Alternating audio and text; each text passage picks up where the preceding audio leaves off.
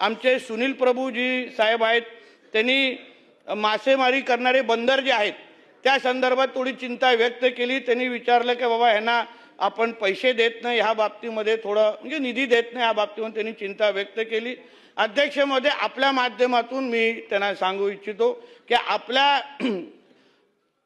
मत्स्य खात्याच्या अंतर्गत असलेले जे काही फिशिंग हार्बर ज्याला म्हणतो मत्स्य बंदर आहेत, त्यांना जवळपास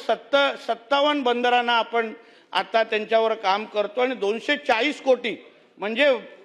प्रत्येक बंदरासाठी 20 कोटी म्हणजे 20 बंदरं 240 कोटी अंतर्गत आपण तयार करणार आहोत आणि प्रत्येक बंदरासाठी 12 कोटीची तरतूद आम्ही ह्या निमित्ताने केलेली आहे। त्यामुळे जे काही फिशिंग लँडिंग सेंटर आहेत त्या सगळ्यांना विकसित करण्याचं काम या निधीच्या माध्यमातून आम्ही करणार आहोत आणि त्याच्यामुळे थेट मच्छीमारांचा फायदा